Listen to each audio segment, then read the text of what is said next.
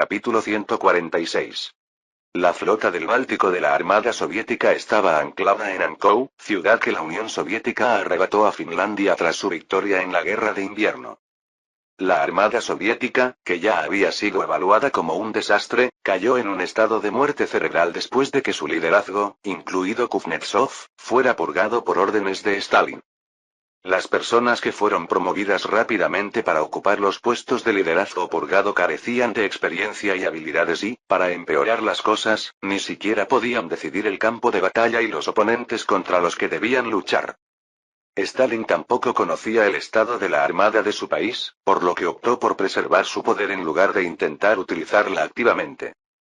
No había forma de que la Armada Soviética luchara contra el Marine Kriegs, que había engañado incluso a la Armada Británica, por lo que sería una sabia elección evitar el combate tanto como fuera posible y permanecer en el puerto. El criterio de Stalin nunca fue malo. Desde la antigüedad, en el arte de la estrategia ha sido de sentido común luchar contra oponentes a los que se puede vencer y evitar luchar contra oponentes a los que no se puede vencer.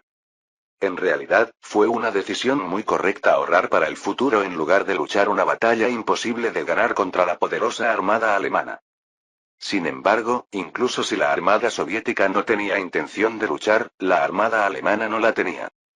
20:52 Cuando el sol se ponía y la oscuridad caía sobre la costa de Anko, los submarinos tipo 21 se acercaron secretamente, ocultándose en el mar.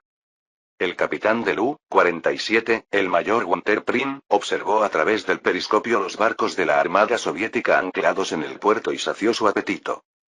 En su corazón, quería lanzar un torpedo ahora mismo y hundir esos enormes barcos en el mar, pero su objetivo no era un destructor o un carguero común y corriente. ¿Dónde está el tipo? Escuché que estaba aquí, ¿no es incorrecta la información? Prine se encogió de hombros ante las palabras del vicecapitán. De ninguna manera. No es que no haya posibilidad alguna, pero la información hasta ahora ha sido precisa. Confiemos en SD. Una pequeña exclamación salió de la boca de Prine mientras giraba lentamente el periscopio de izquierda a derecha para explorar el puerto. ¿Encontró? ¿Lo encontraste? Está bien. Compruébalo tú mismo. Una sonrisa se dibujó en los labios del vicecapitán, que tomó el periscopio de manos de Prine. Los marineros que lo vieron lo sintieron instintivamente. Eso es real. Es hora de escribir una leyenda una vez más. El objetivo descubierto por Walter Prin era el acorazado Marat, de la clase Okchayskaya Revolutia, Revolución de Octubre, de la Armada Soviética. La que está al lado probablemente sea Okchabriskaya Revolutia, y la que está en el centro probablemente sea Mara. Las medidas de la Armada Soviética para proteger sus preciados buques de guerra fueron colocar cañones antiaéreos adicionales en la zona del puerto e instalar redes antitorpedos, pero las redes eran demasiado cortas para proteger todo el puerto. Los submarinos se acercaron al puerto lentamente, evitando las redes instaladas por la Armada Soviética, y se prepararon para disparar torpedos a los dos acorazados. ¡Qué estúpidos! Si van a tender una red, háganlo bien o simplemente seleccionen una y déjenla en paz. Para Prine, que tuvo que maniobrar para abrirse paso entre los restos de barcos hundidos por la Marina Real para evitar la invasión de submarinos, acercarse al puerto de la península de Anko fue pan comido. Prine se rió de sus incompetentes enemigos y miró a través del periscopio para confirmar el destino del acorazado Mara. Edificios 1 al 3, fuego. Inmediatamente después de que el U-47 disparara sus torpedos, los dos submarinos que lo acompañaban también dispararon torpedos a sus respectivos objetivos. Paula, el último torpedo que mejoró el rendimiento del torpedo Gisela, avanzó a través del mar en línea recta hacia su objetivo. Hola. Descansemos un poco. Sí, lo entiendo. El sargento marinero de la Armada Soviética Mikhail Koyushkin colocó una caja llena de grasa de cerdo enlatada en el suelo y se sentó sobre ella. Como llevaba cargando cajas sin parar ni un momento después de la cena, sudaba como la lluvia. La ropa sudada y húmeda se me pegaba a la piel y no daba señales de desprenderse. Que le jodan a Mimi. Una maldición salió de mi boca. Es una mierda, de verdad. ¿Qué clase de crimen mortal es que por poco no me llevo una salchicha? Así es.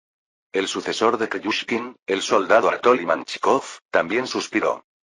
A diferencia de cualquier otro ejército del mundo, los marineros de la Armada Soviética siempre tenían que sufrir trabajo duro y hambre, y Kryushkin y Manchikov, que no podían soportarlo, se colaban en secreto en el almacén y comían salchichas almacenadas, pero fueron descubiertos por el oficial de servicio que estaba patrullando.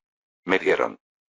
Ambos fueron golpeados por el oficial de turno hasta dejarles las caras planas, y como castigo fueron obligados a llevar corrosivos durante una semana después de la cena hasta el momento del pase de lista.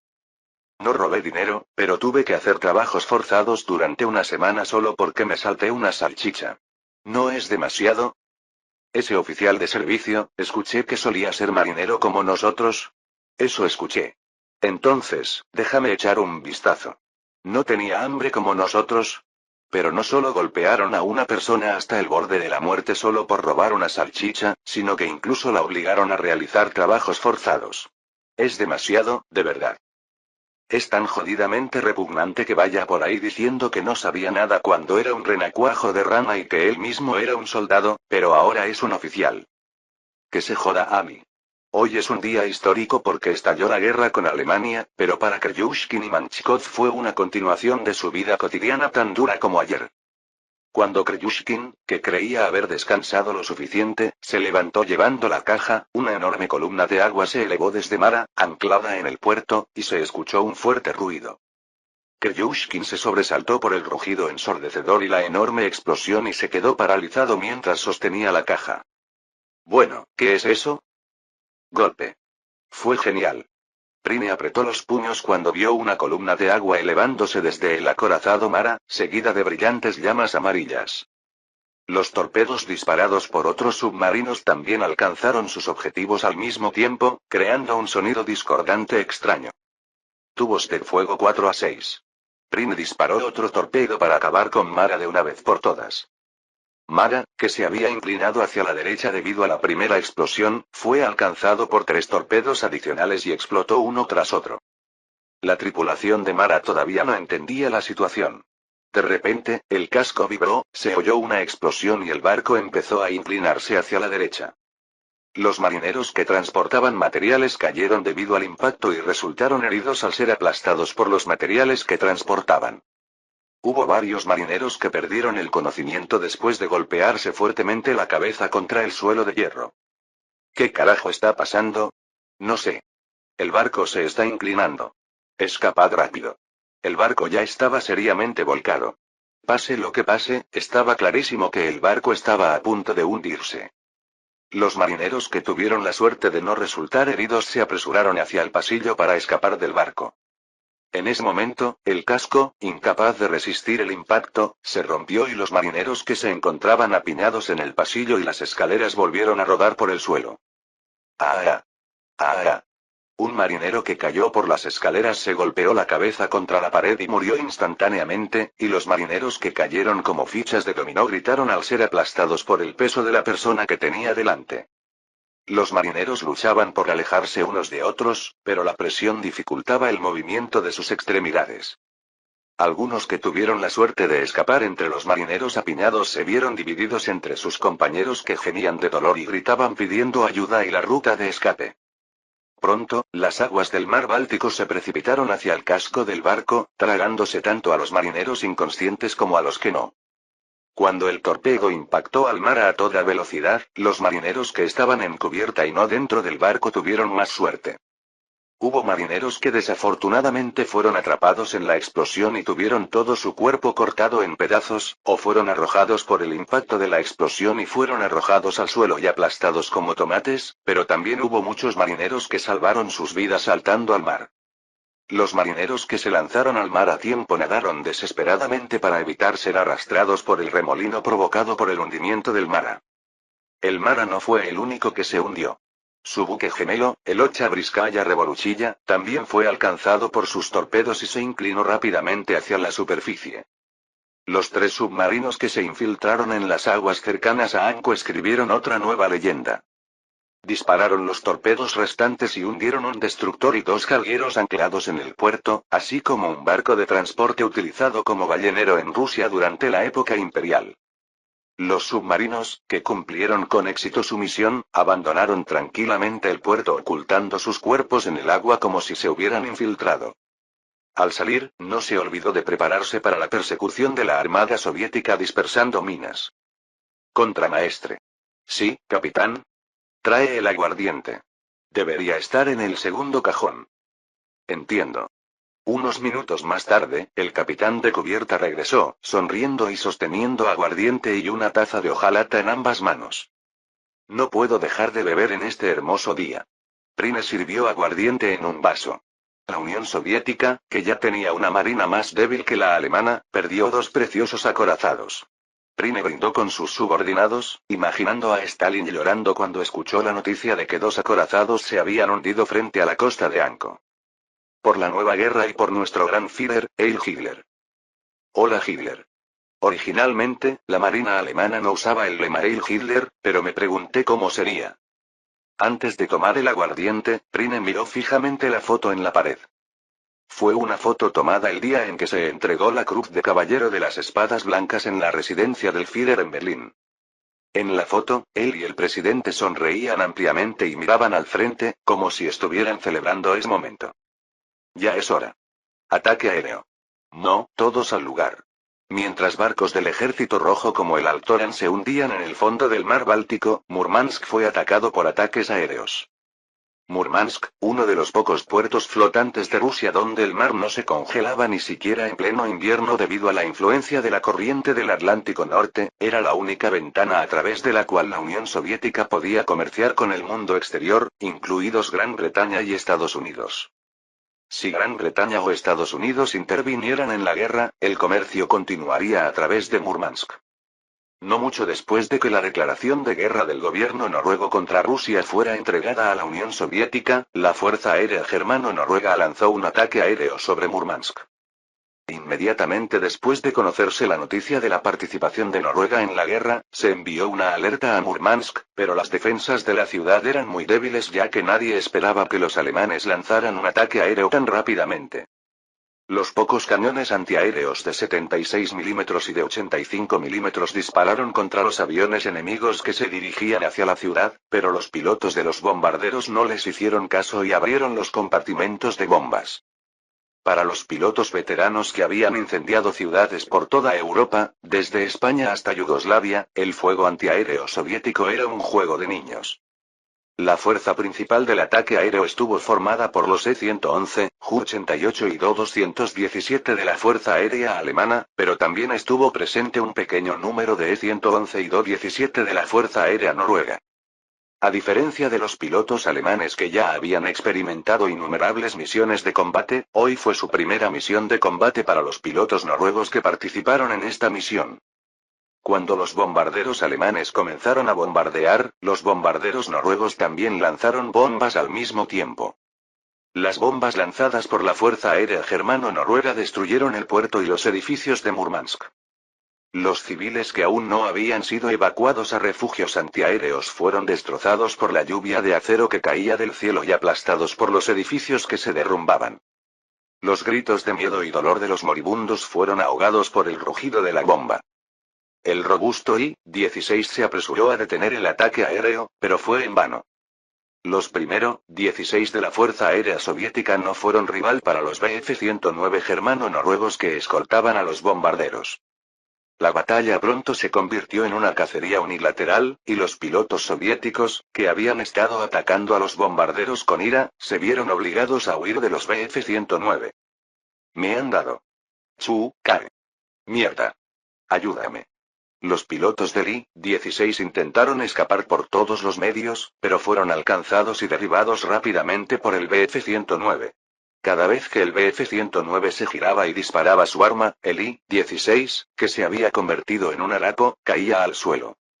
Al igual que los pilotos de bombarderos, los nuevos pilotos del Bf-109 del ejército noruego, cuya primera salida tuvo lugar hoy, pronto se aficionaron a la diversión de cazar al I-16 del ejército soviético. Entendido. Ocasionalmente, un desafortunado Bf-109 podía ser alcanzado por la espalda y derribado por un experimentado piloto de I-16, pero derribar solo unos pocos Bf-109 no era suficiente para cambiar el rumbo. El primero, 16, que derribó al Bf-109 noruego, fue inmediatamente atacado por un Bf-109 conducido por un piloto alemán, se convirtió en una colmena y se estrelló. Si bien era posible superar el rendimiento del avión debido a la diferencia de experiencia, no había absolutamente ninguna respuesta para un oponente que era superior tanto en experiencia como en rendimiento. Mirad lo que están haciendo estos bastardos. Jaja. Los ataques aéreos continuaron incluso después de que el último I-16 cayera al suelo. Los pilotos de los bombarderos sonrieron ampliamente al ver la ciudad envuelta en fuego y humo. Se rieron a carcajadas al imaginar a los bolcheviques, que habían traicionado a sus aliados e invadido su país, llorando frente a sus casas reducidas a un montón de ladrillos.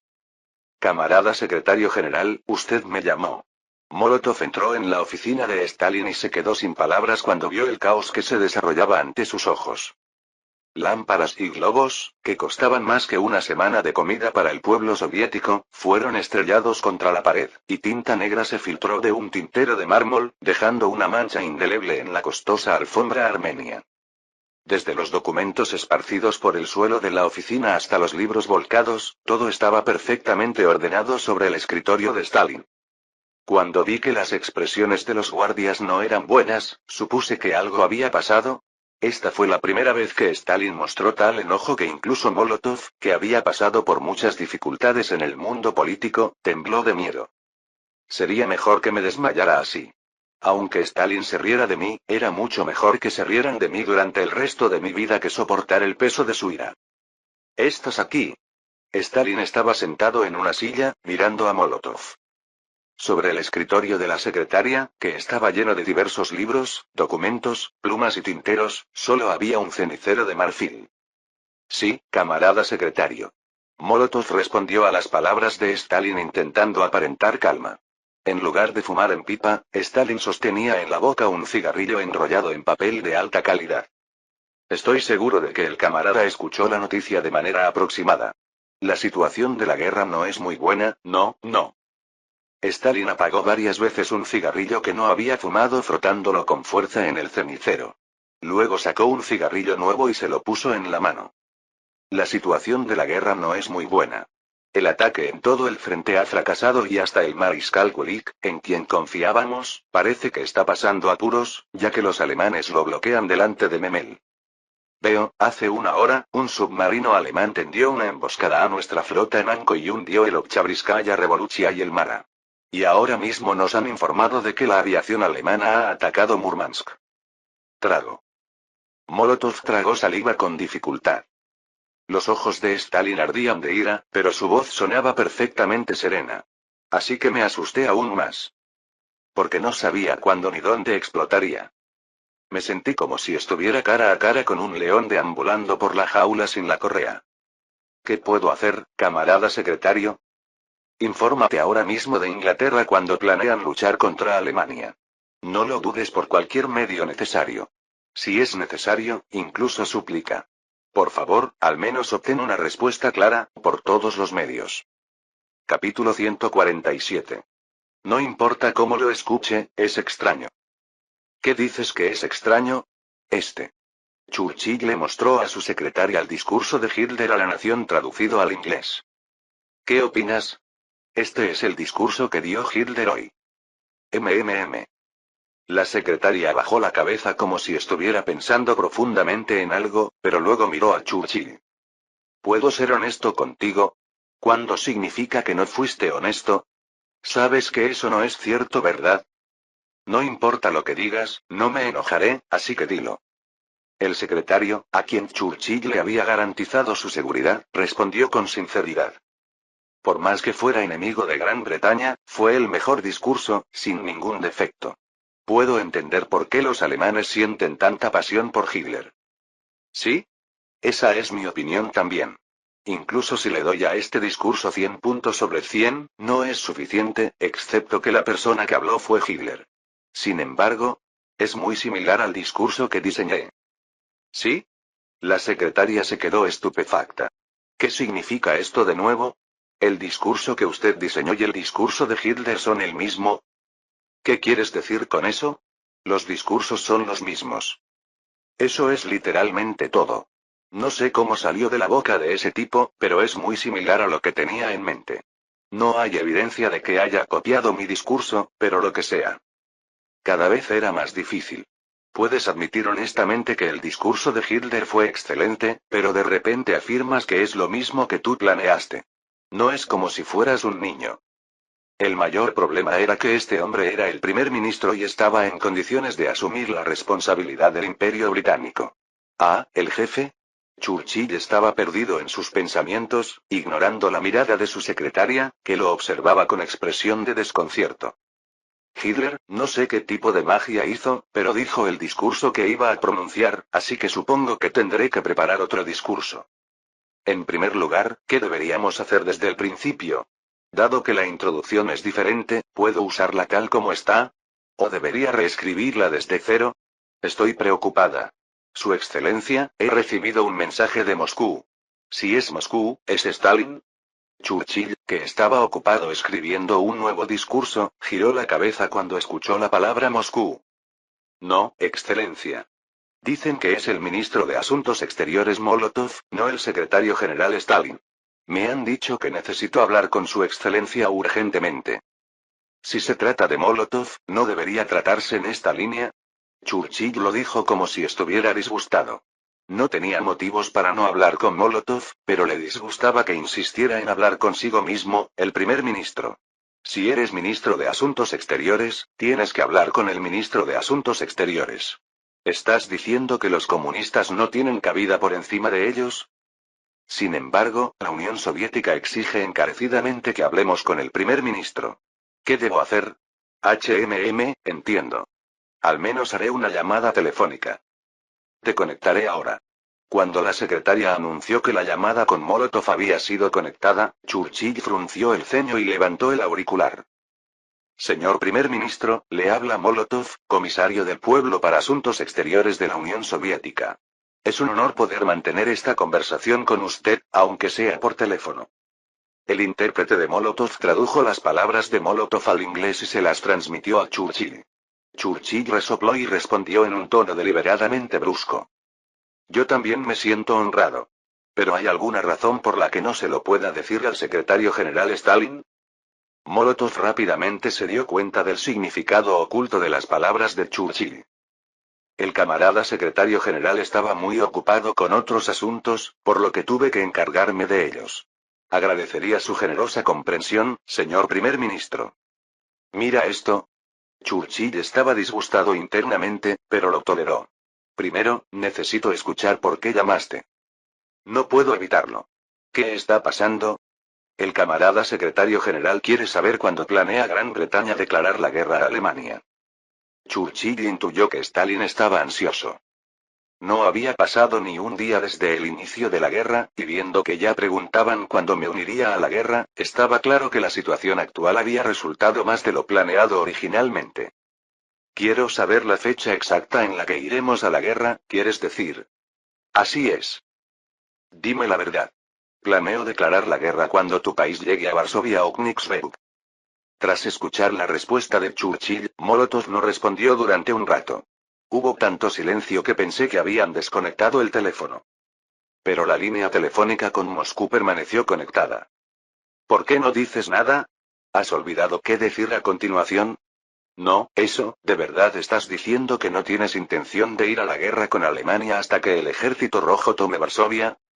Quiero declarar la guerra ahora mismo y reducir a cenizas las ciudades alemanas, pero la oposición del gabinete y de los militares es muy fuerte.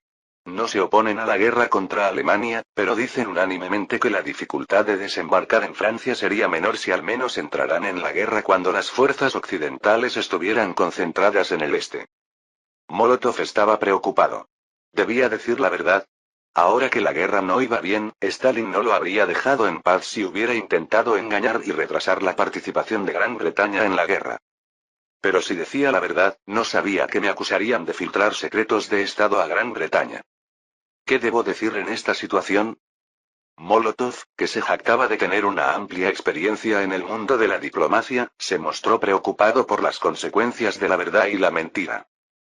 Señor primer ministro, seré sincero con usted. La situación actual no es muy buena.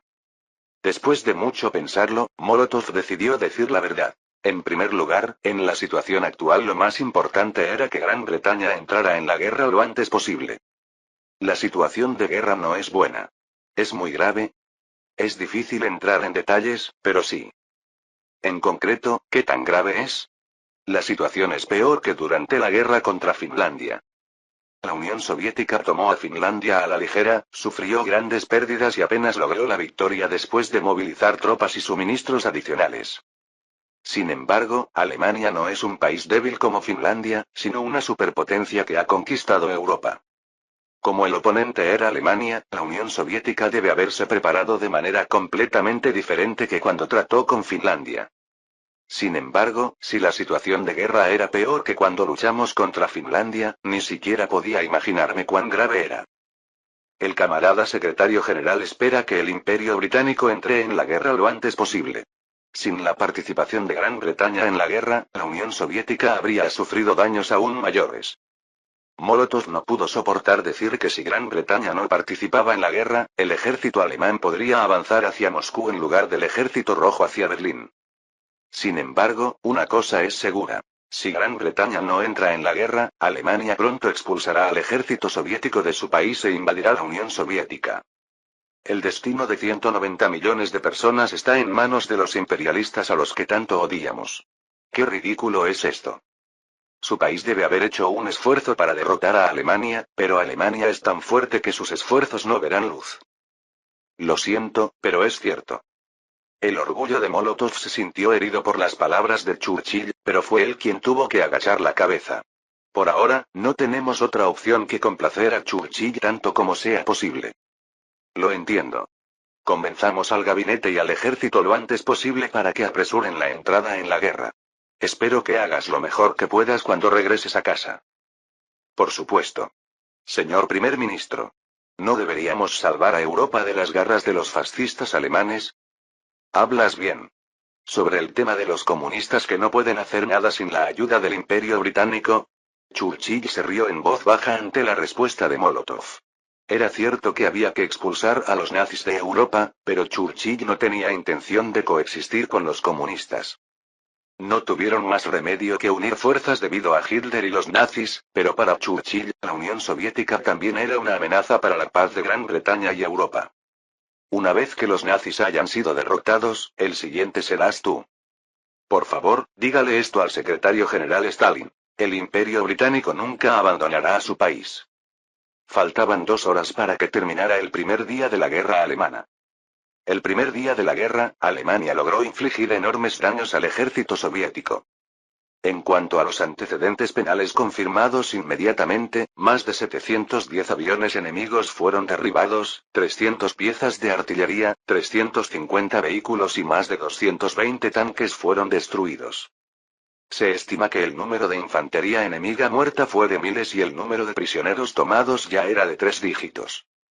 Todo esto se logró el primer día de la guerra, en una situación en la que, en lugar de invadirnos, nos invadieron. ¿Pueden creerlo?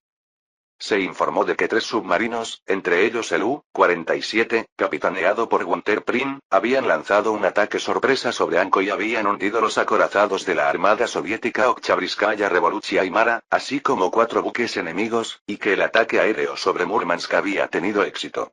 En ese momento, todos aplaudieron con gran emoción. Como era de esperar, nuestra Fuerza Aérea y nuestra Marina son fuertes y muy fiables. Se decidió que Gunther Prin, que había triunfado en la batalla de Scapeflow y en la incursión de Anko, sería ascendido a teniente coronel y recibiría la Cruz de Caballero de Diamante y Espada Blanca.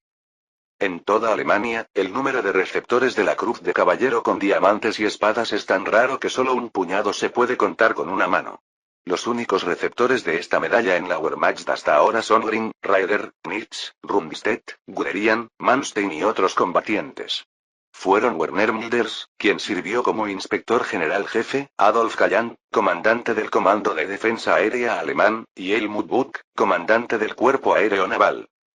El nombre de Prine también figuraba con orgullo aquí. Además de Prine, había una persona más a la que se decidió otorgarle la Cruz de Caballero de Diamante y Espada Blanca. Tan pronto como... Felicitaciones, es. Es un honor, señor presidente. Era nuestro es. Cuando personalmente le colgué la cruz de caballero de diamantes y espadas blancas alrededor del cuello, Es no pudo ocultar su alegría, pero al mismo tiempo parecía estar consciente de la mirada de quienes lo rodeaban y me dijo lo siguiente. Pero no sé si merezco esto. No digas eso. ¿No has logrado algo que no se podría lograr ni con un ejército de 1 millón de hombres? Así que siéntete orgulloso. Gracias a las brillantes ideas que salieron de la cabeza de pude eliminar a famosos generales y eruditos soviéticos sin mover un dedo. Y eso que lo hicieron con las manos de los soviéticos. Si tenemos en cuenta el impacto que tuvieron los expurgados en el desarrollo espacial de la Unión Soviética durante la Guerra Germano-Soviética y en los primeros días de la Guerra Fría, los logros de fueron tan grandes que nadie podía igualarlos. Ya que hiciste tal contribución, deberías recibir esta cantidad. En realidad, ¿quién habría imaginado que un bicho raro que robó un avión de combate y voló a Inglaterra y luego se convirtió en prisionero lograría aquí una hazaña que nadie en Alemania había sido capaz de lograr? Por supuesto, el motivo de la concesión de la medalla debía mantenerse en secreto por el momento. Oficialmente, planeo informar a los medios de comunicación que recibí la medalla por mi largo servicio ayudando al partido y al presidente, pero planeo revelar la verdad detallada solo después de que termine la guerra. ¿Y cómo reaccionará Stalin cuando se entere de que las personas a las que expulsó no eran espías alemanes y que lo que él creía que nos estaba robando secretos era en realidad una broma? Tengo tanta curiosidad que me estoy volviendo loco. Espero que la guerra termine pronto. De esa manera, la gente sabrá de tus verdaderos logros. Inmediatamente después de que Murmansk fuera atacado por la Fuerza Aérea Germano-Noruega, la Unión Soviética lanzó inmediatamente un contraataque.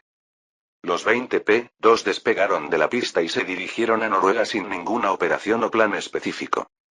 En respuesta a la orden de desagrado de Stalin, el comandante en jefe de la Fuerza Aérea Soviética, Pavel Zygarev, ordenó al comandante de la base que lanzara de inmediato el mismo fuego sobre las ciudades enemigas de la Unión Soviética. Ahora mismo. Las órdenes dadas a los pilotos de bombarderos eran simples y claras. Bombardear la ciudad noruega de Kirkenes y regresar. No se mencionó ni una sola vez los objetivos estratégicos ni los efectos que se podrían lograr con los bombardeos. Kirkenes se convirtió en un objetivo operativo simplemente porque estaba ubicado más cerca de la Unión Soviética. El sargento Dmitry Pichovsky tenía sentimientos encontrados. Me alegré de poder aguantar hasta que la guerra terminara, pero cuando Noruega declaró su participación en la guerra y bombardeó Murmansk, mi fantasía de poder vivir tranquilo en una base se hizo añicos. Para empeorar las cosas, de repente le asignaron a una misión de bombardeo planificada. Malditos noruegos. ¿Qué pasa si te quedas quieto? A Dmitry, que no sabía nada de la situación internacional, no le resultaba comprensible por qué había seguido a Alemania en la guerra. Pronto sobrevolaremos Noruega. ¿Todos? A las 7 en punto. Tan pronto como entramos en el espacio aéreo noruego, se celebró un evento de bienvenida. Los Bf-109 y Bf-110 de la Fuerza Aérea Noruega se acercaron disparando sus armas. Cuando Dmitry apretó el gatillo de la ametralladora pesada Berezin V, una bala de 12,7 milímetros salió disparada de la boca del cañón. El Bf-110 del ejército noruego logró su primera victoria cuando las balas trazadoras, una de cada 5, iluminaron el cielo azul oscuro. Caer. Después de que el primer P-2 fue derribado, el segundo y el tercer P-2 fueron derribados. Dmitry empezaba a sudar frío cada vez que sonaba la radio con las palabras de sus compañeros abatidos. Con la única intención de no querer morir, disparó como un loco su arma. Cuando se le acabaron las balas, recargó apresuradamente. Cuando la recarga estaba casi terminada, un Bf-109 se acercó al P-2 de Dmitry. Cuando Dmitry disparó su ametralladora, giró hacia la derecha para evitar el bombardeo. La misión fue un fracaso. En medio de la refriega, los bombarderos se dispersaron para buscar su propio camino. El piloto del P-2 de Dmitry también giró violentamente la palanca de control para evitar el avión enemigo. Por favor, vete. A la mierda, no me sigas. Dmitry maldijo casi suplicante y disparó su ametralladora. Dios se impresionó con su desesperada plegaria. El P-2 de Dmitry, tras muchas dificultades, logró escapar de la persecución del Bf-109. El problema fue que había abandonado el grupo y estaba completamente solo, y en mi frenética huida, terminé perdiendo el rumbo. Mientras el navegante discutía con el piloto sobre qué dirección tomar para regresar a la base, Dmitri se secó el sudor de la frente. Sentí que las lágrimas se desbordarían por el alivio de estar vivo. Fue entonces cuando se escuchó un ruido metálico y el avión se sacudió por el impacto. El ala izquierda fue alcanzada. Del motor del ala izquierda del P-2 salió humo negro y pronto todo el motor quedó envuelto en llamas anaranjadas. Fue una ventaja que el combustible se filtrara por los agujeros de las alas. El piloto hizo todo lo posible para equilibrar la aeronave, pero a medida que la altitud disminuía y la aeronave se acercaba al suelo, no fue posible esquivarlo. Dmitri también podía ver que los árboles y las rocas en el suelo, que parecían más pequeños que el polvo, crecían en tamaño a medida que el avión se acercaba al suelo. Mientras los árboles, que antes tenían el tamaño de la uña de un dedo meñique, habían crecido hasta el tamaño de una moneda y ahora eran más grandes que un balón de fútbol, Dmitri cerró los ojos y ofreció una oración desesperada a Dios. Dios, por favor, por favor.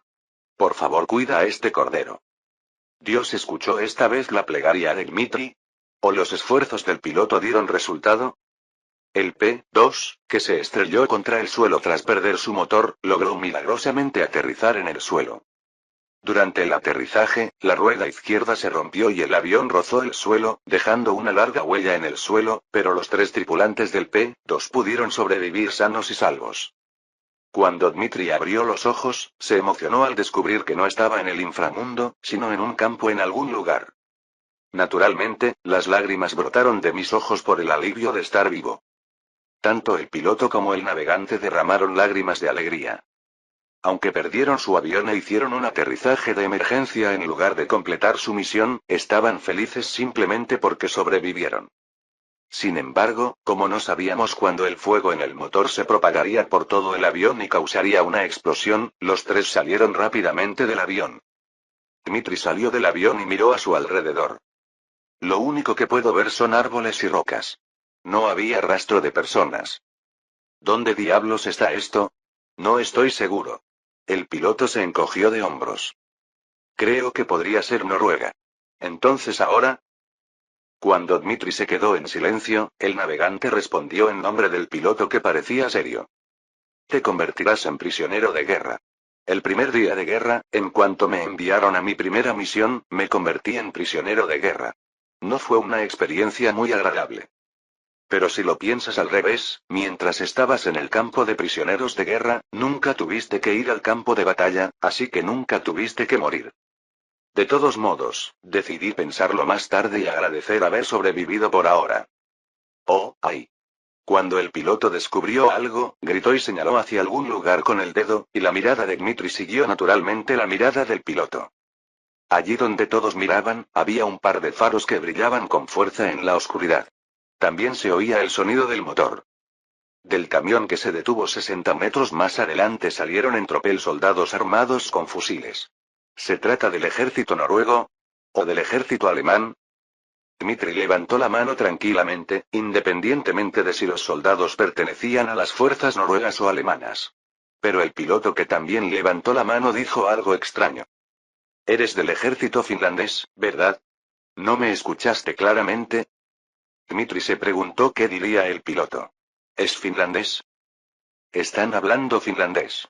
Me refiero al ejército finlandés, no al ejército noruego. ¿Eh? Entonces, ¿quieres decir que el lugar donde aterrizamos es Finlandia y no Noruega? El piloto asintió ante la pregunta del navegante. Supongo que sí. Capítulo 148. 26 de mayo de 1942. Protectorado polaco-alemán. Whitman estaba ahora atravesando un período de paciencia. ¿Ha llegado el momento? ¿O debo esperar un poco más? Whitman miró el reloj que llevaba en la muñeca y se dio cuenta de que el tiempo ya había terminado, pero dudó en actuar. A juzgar por la temperatura del agua, pensé que debía esperar un poco más. Debíamos tener cuidado porque actuar con demasiada prisa podía tener consecuencias irreversibles. Pasaron 30 segundos, luego un minuto. Ball, que estaba sentado al lado de Whitman, miró de reojo a Beckman con expresión ansiosa. Quizás ahora. Está bien, ábrelo. Yo me beneficio. Cuando abrí la tapa, salió vapor blanco y vi los fideos bien cocidos. Cuando envolví los fideos alrededor del tenedor y los levanté, los fideos se elevaron sin interrupción. Parece maduro. Estaba cocinado muy deliciosamente. Vamos a comer rápido. Fue la primera comida que probé después de que estalló la guerra. Hubo muchos comentarios de que la cantidad de furenudel por sí sola no era suficiente para satisfacer el hambre de los soldados que consumen muchas calorías, pero los soldados desarrollaron una forma de compensar la falta de comida añadiendo guisantes enlatados o salchichas cortadas al furenudel. Aunque tiene la desventaja de requerir agua caliente y ser vulnerable a los choques externos, el furenudel tiene la ventaja de poder terminar una comida fácil y rápidamente, y gracias a su sabor y textura que no se pueden probar en la cocina alemana común, el furenudel ha ganado popularidad a nivel nacional poco tiempo después de su lanzamiento. Lo disfruté debido a que se elabora friéndolo en aceite. Existen advertencias de que comerlo demasiado es malo para la salud, pero esta es una advertencia trivial en un campo de batalla donde no hay tiempo para que la grasa se acumule en el cuerpo. Después de verter en su boca hasta la última gota de caldo que quedaba en el fondo del furenudel, Whitman sacó un cigarrillo. Berlín fuma Juno. Esta era la frase que siempre estaba grabada en el paquete de cigarrillos de su Juno favorito. La hora actual es las 2:34 am. Normalmente sería una hora de ensueño, pero el pelotón de Whitman recibió la orden de permanecer despierto en preparación para un ataque enemigo. En principio, todos debían estar despiertos, sin excepción, pero como veterano con amplia experiencia en el campo de batalla, Whitman supo llevar una vida militar disciplinada. Vamos a turnarnos uno por uno cada hora y a vigilarnos mutuamente. Asel, tú vete a dormir primero. El hecho de que la guerra ya había estallado estaba causando estrés, tensión y fatiga, y existía la preocupación de que no poder dormir tendría el efecto opuesto de no poder luchar adecuadamente cuando llegara el momento de hacerlo.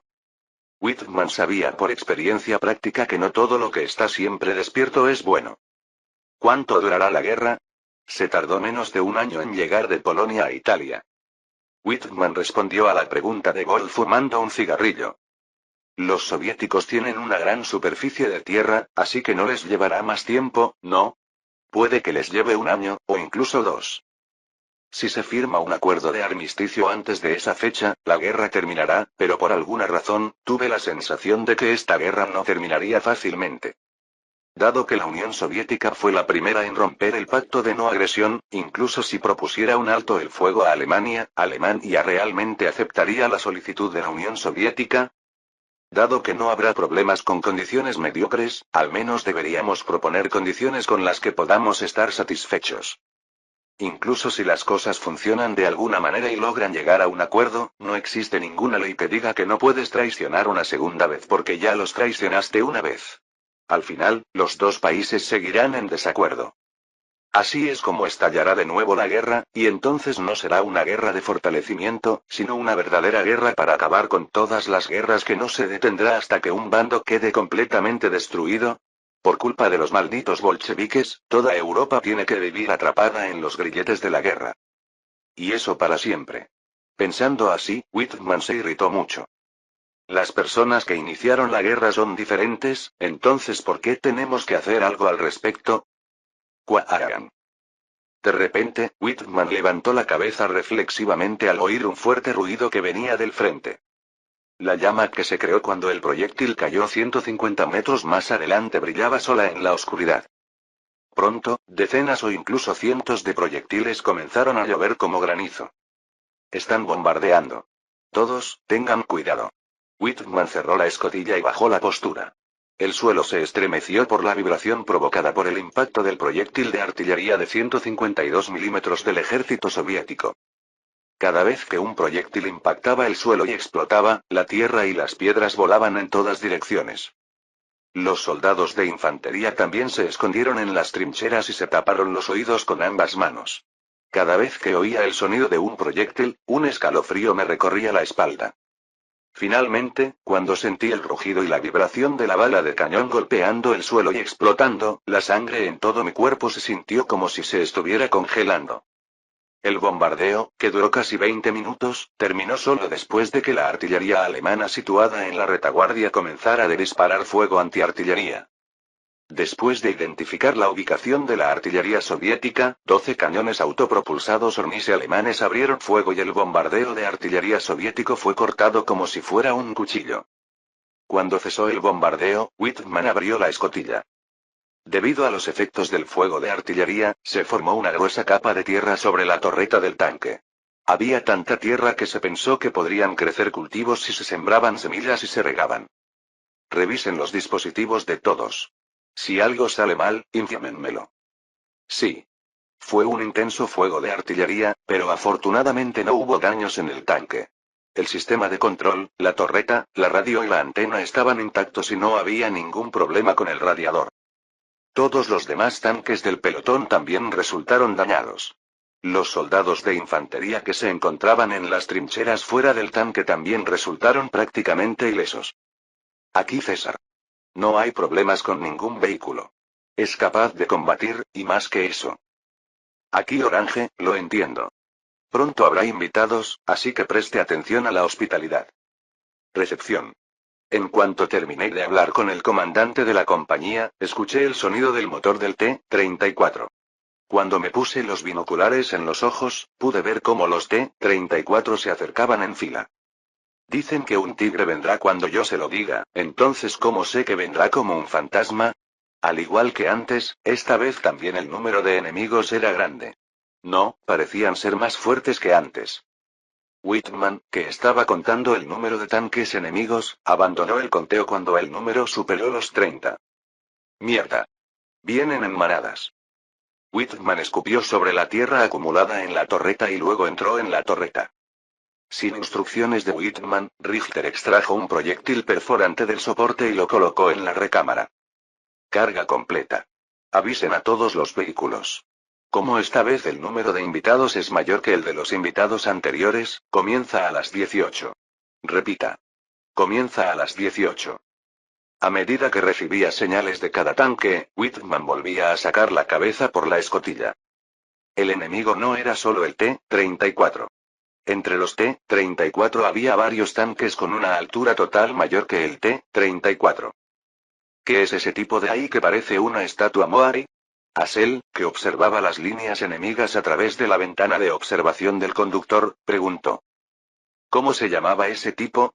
KV creo que era algo. ¿Era el KV-2? Sí, sería correcto el KV-2. El tipo con un cañón de 152 milímetros montado en la torreta. El tanque, que tenía una torreta anormalmente grande y una altura total elevada, era el KV-2. Había otro que era similar al KV-2 en términos de altura total, pero que tenía una apariencia ligeramente diferente. El cañón principal era tan largo que no podía compararse con el cañón de 76 milímetros del T-34 ni con el cañón de 152 milímetros del KV-2. Whitman recordó que se trataba del KV-3. Fue gratificante prestar atención a la tarjeta de identificación. Dejad de atacar al T-34 y apuntad primero al KV, porque su cañón principal es mucho más amenazador que un cañón de tanque de 76 milímetros. Whitman, que recordó que le habían enseñado a tener cuidado porque el KV-2 y el KV-3 eran más peligrosos que el T-34 y el KV-1, que estaban armados con cañones principales de 76 milímetros, ordenó por radio a otros tanques que apuntaran primero al tanque pesado KV. El KV-2 y el KV-3 tenían una altura total mayor que el T-34, lo que hacía más fácil apuntar. ¿Crees que sería difícil abrirse paso hasta aquí solo con el T-34? Richter dijo, apartando la mirada de la ventana de observación del almacén de municiones. Supongo que sí. Si pensaras que el T-34 es suficiente, no habría razón para traer esos monstruos. Distancia 2000 m. Faltaban 200 metros para alcanzar los 1800 metros previstos por Whitman. Ball respiró profundamente y se recompuso. La distancia con el enemigo disminuyó rápidamente. 1860. 1850. 1840. 1830. Distancia 1800, dispara. 4 cañones calibre 88 lanzaron fuego por sus bocas y se produjeron 4 explosiones diferentes en el campamento soviético que cargaba. Fracaso. El KV-2 que Vol tenía como objetivo explotó y su torreta fue destruida. La energía generada cuando los proyectiles de 152 milímetros cargados dentro del vehículo explotaron todos a la vez, haciendo que incluso la torreta del KV-2, que pesaba decenas de toneladas, volara por los aires como un balón de fútbol. Atrapado en una explosión de varias veces el tamaño del tanque, el T-34 volcó de lado y los soldados de infantería que estaban en el tanque salieron volando en todas direcciones. La visión del KV-2 con la torreta destruida y solo el casco restante daba la ilusión de ver un pollo sin cabeza. Cargado. El siguiente es el que está entre las 11 y las 12. El siguiente objetivo de Whitman era el KV-3. Poco después, el sonido de la puntería salió de la boca de Vol. Disparo. En el momento en que hubo un destello en la boca del cañón, el cañón principal de 88 milímetros retrocedió y luego avanzó inmediatamente. Rebotó. Whitman chasqueó la lengua cuando vio la bala perforante que impactó en la parte delantera de la torreta rebotando hacia arriba con una cola amarilla. Dado que la parte delantera de la torreta es curva, pensé que sería difícil penetrarla a menos que apuntes y dispares con precisión cerca del arma principal. Apunta al casco, no a la bola ni a la torreta. El casco tendrá un blindaje más fino que la torreta. Está bien. Siguiendo el consejo de Whitman, Vol apuntó al casco del KV-3 en lugar de a su torreta. ¿Apuntaste? Sí, apunté. Entonces, fuego. Disparar. El blindaje frontal del KV-3 era 120 milímetros más grueso que el del Tigre, lo que lo convertía en la mejor defensa entre los tanques del Ejército Rojo, pero apenas podía proteger contra balas perforantes de 88 milímetros. Si hubiera estado 100 metros más atrás, el resultado habría sido diferente, pero una vez que el tiempo pasa, no se puede volver atrás. Incluso si la protección hubiera tenido poco éxito, los resultados no habrían cambiado mucho porque las tripulaciones de los tanques KV-3 no habrían podido saber de qué dirección provenían los proyectiles. Whitman apretó los puños al ver llamas saliendo de la escotilla, que había sido destruida por la presión de la explosión. Fracaso.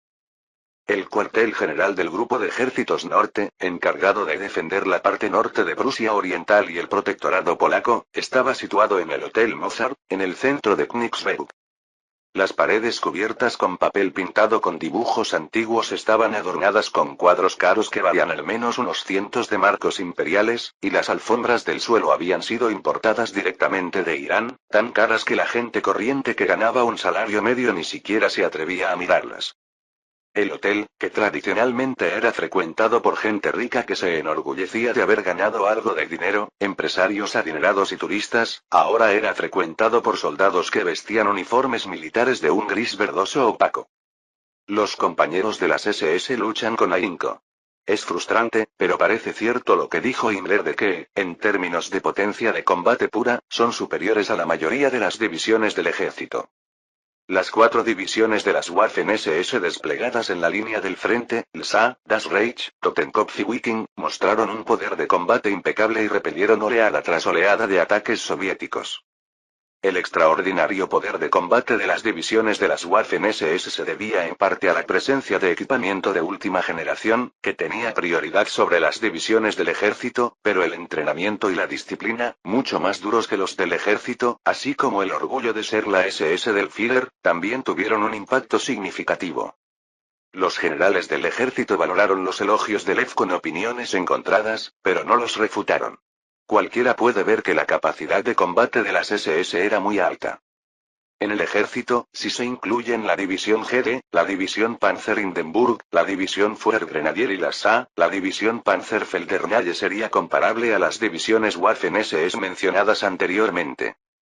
Su Excelencia, acabamos de recibir la noticia de que la evacuación de Memel ha sido completada. Ante el informe del jefe del Estado Mayor con rango de mayor general, Lev dejó de beber su café y asintió. Fue Lev quien consideró que la defensa de Memel era imposible y sugirió a Manstein que debían retirarse tan pronto como la retirada de los habitantes estuviera completa. Manstein también estuvo de acuerdo con la opinión de Lev y planeó la operación teniendo en mente la pronta caída de Memel. Como la retirada de los civiles se completó según lo previsto, las divisiones que bloqueaban el avance del ejército soviético también tuvieron que retirarse. Dígale a la 90 División de Infantería Ligera que puede retirarse.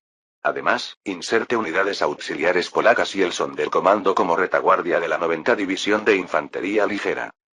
Sí, Excelencia. Lev colocó unidades auxiliares polacas y Sonderkommando en la retaguardia como reservas y luego los envió al frente a tiempo. Parecía un desperdicio movilizar divisiones ordinarias para frenar el avance del enemigo y cubrir la retirada de nuestras tropas, pero era una historia diferente si se trataba de una unidad formada por polacos.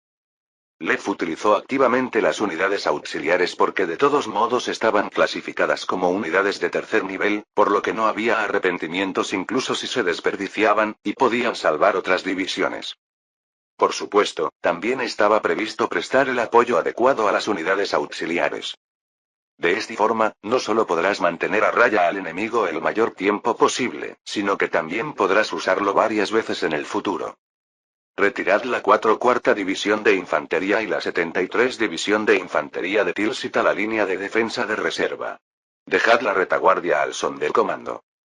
Se habló mucho en el ejército cuando, por sugerencia de Himmler, se creó la unidad especial judía, el Sonderkommando.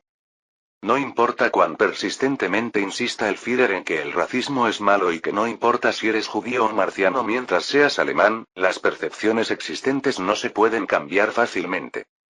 Aunque no lo expresaran abiertamente por miedo a violar las instrucciones del Führer, la Wehrmacht estaba repleta de gente que odiaba a los judíos. ¿No sería demasiado formar una unidad compuesta únicamente por esos repugnantes escuderos?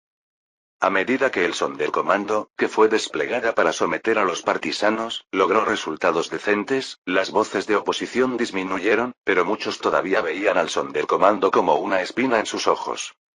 Aunque Lev estaba alejado de los racistas de la Wehrmacht, no tuvo reparos en enviar al Sonderkommando en lugar de las divisiones nobles de la Wehrmacht para ahorrarles sacrificios. ¿Qué importa si se trata de una unidad creada en primer lugar con el propósito de derramar la sangre que habría derramado la Fuerza de Defensa Nacional? Dado que se ofrecieron como voluntarios para luchar por Alemania, no tendrían quejas sobre morir por Alemania. Todo lo que hay que hacer es construir tumbas para los muertos, tratar a los supervivientes como soldados normales y dar algunas medallas a aquellos que hayan hecho contribuciones meritorias. ¿No es esta la manera perfecta de garantizar que todos estén satisfechos y nadie salga herido? El telegrama enviado por Kulik al Kremlin pareció calmar un poco el estómago hirviendo de Stalin. KNML. Tardó un poco más de lo previsto y los daños a sus tropas y suministros fueron considerables, pero Kulik logró completar la misión que le habían asignado. En comparación con los generales que simplemente se quedaron quietos en lugar de avanzar incluso después de recibir un daño similar o mayor, a Kulik se le podría llamar un hada. Al menos para Stalin. La elección de Kulik fue una decisión acertada. Mire. Solo que no hizo realidad la palabra victoria. Sí, así es, camarada secretario general. No puedo dejar de sorprenderme siempre ante la perspicacia del camarada secretario general. Sintiéndose satisfecho de que su elección no había sido equivocada, Stalin ordenó a Kulik que se trasladara al sur, a Königsberg, como estaba planeado. Stalin, que recuperó la calma tras conocer la noticia de la caída de Memel, se dirigió a su dormitorio para dormir. Esperaba que cuando abriera los ojos llegaran más noticias similares. Sin embargo, lo que le esperaba a Stalin cuando abrió los ojos no era la noticia de la victoria que tanto esperaba, sino solo la noticia opuesta. Ella. Esto es tan, Stalin frunció el ceño ante el informe de que de los 20 P-2 que habían sido enviados a bombardear Noruega en represalia por el ataque aéreo de Murmansk, solo 8 regresaron con vida, y torció los labios ante las noticias posteriores procedentes de Finlandia. Algunos de los bombarderos que se estrellaron en batalla con la Fuerza Aérea Noruega o la Fuerza Aérea Alemana realizaron un aterrizaje de emergencia en territorio finlandés, y varios bombarderos fueron derribados por la artillería antiaérea finlandesa mientras intentaban escapar de la persecución de aviones enemigos. Finlandia notificó que entregaría a la Unión Soviética los pilotos soviéticos capturados. Ese momento no hubo problemas, pero Stalin tomó nota de que los bombarderos de su país habían sido derribados por la artillería antiaérea finlandesa. ¿No está Finlandia también en el mismo barco que Alemania? ¿Sí? No sé qué quieres decir, literalmente. He oído que los bombarderos de nuestra fuerza aérea fueron derribados por la artillería antiaérea finlandesa. ¿Tal vez Finlandia podría haber hecho lo mismo antes con Alemania y Noruega? Mientras Stalin hablaba en tono seguro, sus colaboradores, que habían estado inclinando la cabeza con expresiones perplejas, comprendieron lo que Stalin quería decir y hablaron con una sola voz. Finlandia es definitivamente sospechosa. Como dijo el camarada secretario general, los finlandeses pueden haberse aliado con los alemanes. Ahora que lo pienso, ¿no está Finlandia ya importando armas de Alemania e invitando a instructores para desarrollar su ejército? No es que puedas estar en uno, es que ya estás en uno. De hecho, Stalin también sabía que era poco probable que Finlandia se confabulara con Alemania y tratara de perjudicar a la Unión Soviética. Pero, ¿qué pasaría si utilizáramos esto como excusa para presionar a Finlandia y conseguir una vía hacia Noruega? ¿No es este realmente un negocio excedente? Capítulo 149. 27 de mayo de 1942. Residencia presidencial en Helsinki, Finlandia. Vaya. El cielo es tan indiferente. El ministro de Asuntos Exteriores, Vaighan Tanner, y el canciller, Johan Wilhelm Rangel, inclinaron la cabeza en respuesta a las quejas de Risto Ryti, quien asumió la presidencia de Finlandia en lugar del fallecido Pjistikayo. A medida que la situación empezó a tornarse urgente, con la Unión Soviética atacando a Alemania y Noruega declarando su participación en la guerra para ayudar a Alemania, se esperaba que algo le sucedería a Finlandia tarde o temprano. Efectivamente, tras el bombardeo de Murmansk por parte de la Fuerza Aérea Germano-Noruega, los bombarderos soviéticos que habían lanzado bombardeos de represalia fueron derribados sobre Finlandia o por la artillería antiaérea finlandesa. Finlandia, que no quería involucrarse en una pelea de ballenas, declaró neutralidad cuando estalló la guerra e hizo todos los esfuerzos para evitarla, como por ejemplo notificar que repatriaría sin demora a la Unión Soviética a los pilotos soviéticos que hubieran caído en su territorio. Sin embargo, a pesar de los esfuerzos de Finlandia, la Unión Soviética le envió un telegrama que casi parecía una amenaza. Retirar a todos los instructores alemanes que permanecen en Finlandia y abrir las fronteras para permitir que el Ejército Rojo entre en el territorio para que pueda castigar a Noruega. Si esto se niega, la Unión Soviética considerará que Finlandia tiene intenciones hostiles hacia la Unión Soviética y tomará las medidas necesarias. Asquerosos bastardos comunistas. Esto no es en realidad una declaración de guerra. Ryti gritó furioso y arrugó el telegrama soviético. Tanner y Rangel también se solidarizaron con sus gritos furiosos. Pero Finlandia no tiene poder para enfrentarse a la Unión Soviética. Aunque comenzaron a fortalecer su poderío militar importando armas a través de Alemania e invitando a instructores, el tamaño del ejército finlandés todavía era demasiado pequeño para enfrentar al ejército rojo soviético, y la frontera que debía proteger era demasiado amplia. El gobierno sueco acaba de declarar la guerra a la Unión Soviética, señor presidente. Cuando Tanner dijo que hasta Suecia estaba involucrada en la guerra entre Alemania y Alemania, Ryti se golpeó la frente con la palma de la mano. Dios mío, mi cabeza. La Unión Soviética exigía que se autorizara a Noruega para el ataque, pero ahora que incluso Suecia ha intervenido, las demandas de la Unión Soviética serán aún más fuertes. Podrán exigir que se faciliten todos los ferrocarriles y carreteras, no solo en el norte de Finlandia, sino también en el centro. Si Stalin hubiera sido tan codicioso, eso habría estado bien. Sin embargo, si las exigencias de la Unión Soviética eran rechazadas, era evidente que estallaría una guerra. ¿Cómo resolver este difícil problema? Mariscal Mannerheim. Ryti, incapaz de llegar a una conclusión, miró a Mannerheim, que estaba sentado con las manos entrelazadas. Aunque Mannerheim estaba por debajo del presidente en términos de rango, tenía un título poderoso y poder como comandante en jefe del ejército finlandés y no dudó ante Ryti. Ante el llamado de Ryti, Mannerheim giró ligeramente la cabeza y miró a los ojos al presidente, que era 22 años más joven que él y casi tan mayor como su hijo. Ryti se sintió abrumada por la mirada de Mannerheim. ¿Qué dice usted, excelencia? ¿Puede nuestro poder militar luchar contra el ejército soviético? Los ojos de Mannerheim se entrecerraron ante la pregunta de Ryti. Si su excelencia nos ordena luchar contra el ejército soviético, nuestro ejército cumplirá esa orden y luchará con todas sus fuerzas, tal como sucedió hace 2 años. Las palabras de Mannerheim dieron algo de ánimo a Ryti, pero aún no podía llegar a una conclusión. En ese momento, Rangel habló. Excelencia, dado que la Unión Soviética está en guerra con Alemania, la fuerza principal del ejército soviético también estará en Alemania. Incluso si atacan Finlandia, dado que su fuerza principal ya está en Alemania, inevitablemente habrá límites a las tropas y materiales que puedan movilizar. Sí. Si bien la situación de la Unión Soviética es peor que antes, la fuerza de nuestro ejército se ha fortalecido considerablemente en comparación con hace 2 años. Además, dado que Suecia y Noruega han declarado oficialmente la guerra a la Unión Soviética, no serán tan pasivos en su apoyo como antes. Esto significa que la situación es completamente diferente a la de hace 2 años. Por lo tanto, incluso si el ejército soviético invade, podemos bloquearlo lo suficiente. Al oír las confiadas palabras de Rangel, Riti miró a Mannerheim con ojos llenos de expectación. Tampoco negó las palabras del primer ministro. Si Finlandia luchase sola contra la Unión Soviética, no tendría ninguna posibilidad de ganar, pero en la situación actual seguramente sería diferente. Con el apoyo de Alemania y los países vecinos, el ejército finlandés no solo se recuperó de los daños sufridos en la guerra de invierno, sino que también logró grandes avances. A diferencia del pasado, cuando el equipo blindado adecuado era escaso y debía emplearse contra los tanques soviéticos con bombas incendiarias, el ejército finlandés de hoy está armado con un excelente equipo, como Panzer IV, Archer, Bf-109 y Stuka importados de Alemania, y ha sido construido con gran cuidado a lo largo de la frontera. También hay una línea de defensa.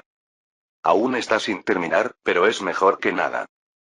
No me gusta el hecho de que la temporada sea verano y no invierno, pero esto fue suficiente para intentarlo. Aunque si estalla una guerra, mucha gente morirá y el pueblo volverá a sufrir, ¿no sería mejor que rendirse impotente sin siquiera disparar un solo arma? Está bien. Han pasado más de 20 años desde que obtuvimos la independencia, pero no podemos vivir como esclavos de los rusos para siempre. Ruti tomó una decisión y se enfrentó a Tanner. Escribe una respuesta a Moscú. No podemos satisfacer tus exigencias. Y si tu país tiene intención de ir a la guerra, lucharemos. Está bien. Hay una joven que vive en mi ciudad natal. Su nombre es Erika. Esta niña es mi pequeño tesoro, mi esperanza. Erika es mi felicidad, puede que mueras pronto, pero ¿eres capaz de cantar bien? El capitán Friedrich Weissmann giró la cabeza al escuchar las palabras de su copiloto, el teniente Ulrich Ecker. ¿Quién muere? Si yo fuera a morir, ya habría muerto hace mucho tiempo. Mírame. Hasta ahora estás vivo y bien, ¿verdad? El teniente Oecker meneó la cabeza ante las confiadas palabras de Weissmann. De cualquier manera, Weissmann siguió tarareando. Era su manera de aliviar la tensión que había adquirido en España. Puede que otros no lo sepan, pero al menos este método le funcionó a él. En mi pueblo, una jovencita está llorando por tu culpa. Ella se llama Erika. Después de terminar la canción, el FW-200 pilotado por Weissmann acababa de pasar Irán y había entrado en el espacio aéreo soviético. Pronto llegaremos a nuestro destino. Por favor, todos permanezcan alerta. Sí, capitán. Cuando Weissmann hizo un anuncio a los pasajeros a bordo, hubo reacciones entusiastas. No hubo problemas de moral para ninguno de los pasajeros y la visibilidad era buena. Fue realmente un día perfecto para bombardear. Weissmann recordó una ocasión en la que estaba sobrevolando Varsovia. El día también estaba despejado. La fuerza aérea polaca había sido destruida hacía tiempo y no había ni un solo avión enemigo en el cielo. Solo los cañones antiaéreos en tierra obstaculizaban el bombardeo. El personal de la cuarta flota aérea de la Luftwaffe llegó a la base aérea de Batman, en el este de Turquía, y comenzó un entrenamiento intensivo bajo la guía de pilotos de la Fuerza Aérea Turca hasta el estallido de la guerra con la Unión Soviética. La misión de la cuarta flota aérea era bombardear los campos petrolíferos de Bakú de la Unión Soviética en caso de guerra con la Unión Soviética. El yacimiento petrolífero de Bakú, que producía más petróleo que Estados Unidos antes de que se descubrieran yacimientos petrolíferos en Texas, todavía era responsable del 80% del petróleo crudo de la Unión Soviética solamente. Sería fantástico que los yacimientos petrolíferos de Bakú pudieran quemarse completamente, pero incluso si se cerraran durante unos meses, sería un enorme desastre para toda la Unión Soviética. Alemania, aprovechando esta ventaja, planeó bombardear los yacimientos petrolíferos de Bakú. Para ello se necesitaba una bomba distinta a las existentes, mucho más grande y más potente. La bomba sísmica Reger, terminada tras meses de duro trabajo por parte de científicos e ingenieros alemanes, era un arma perfectamente adecuada para este tipo de misión. El problema es que volar un Leger que pesa más de 5 toneladas sería imposible con cualquier bombardero decente. Un gran poder conlleva una gran responsabilidad, y las bombas pesadas requieren grandes bombarderos. Afortunadamente, Alemania contaba con bombarderos excepcionales como el FW-200 y el E-177. En la operación Penguin se movilizaron 156 FW-200 y 140-177. En total, se enviaron a Turquía 296 bombarderos y 180 bombas, es decir, el 95% del total de las existencias del eje de Alemania hasta la fecha, para una única misión. Hitler insistió firmemente en que todos los recursos del eje se concentraran en un solo bombardeo. Si falla esta vez, la Unión Soviética interferirá en el bombardeo con preparativos más exhaustivos durante el próximo bombardeo, y la tasa de éxito de la misión naturalmente disminuirá. Por lo tanto, debes considerarlo como tu primera y última vez y lograrlo de inmediato, sin fallar. Por supuesto. Antes de la salida, el mariscal Hugo Esperle pronunció un breve discurso para animar a los pilotos que iban a bombardear los campos petrolíferos de Bakú. Las bombas que lanzaréis sobre el corazón de los bolcheviques fueron hechas con la sangre, los impuestos y el sudor del pueblo alemán. No todo el mundo puede triunfar, pero ten cuidado con lo que lanzas con la convicción de que sin duda triunfarás. ¿El destino de nuestro país está en tus manos? Weizmann reflexionó sobre las últimas palabras de Esperle. El destino de su país está en sus manos. ¿Cómo puede haber palabras que sean tan conmovedoras y tan emocionantes al mismo tiempo? Como la importancia del yacimiento petrolífero de Bakú es inusual, el área alrededor del yacimiento estará cubierta de cañones antiaéreos y aviones de combate soviéticos. Los pilotos que participaron en la operación también lo sabían. Se trataba de una misión mucho más difícil y peligrosa que las que habían vivido antes, pero nadie se echó atrás por miedo a la misión. Esos cobardes ni siquiera podrían convertirse en pilotos en primer lugar. Quien quiera volar debe estar dispuesto a caer. Solo aquellos con esa determinación pueden volar. Emergencia. Visan. Vienen los Germanskis. Empieza a disparar. Los militares soviéticos, al detectar cientos de aviones alemanes aproximándose a los yacimientos petrolíferos, enviaron rápidamente aviones de combate. Sin embargo, los Yak-1 y MiG-3 de la Fuerza Aérea Soviética nunca se acercaron a los bombarderos.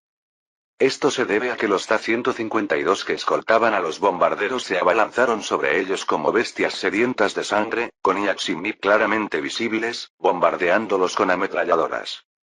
El Ta-152 no solo tenía buenas prestaciones, sino que tenía un alcance de 2.000 kilómetros, más del doble que el Bf-109, lo que lo hacía ideal como avión de escolta de bombarderos.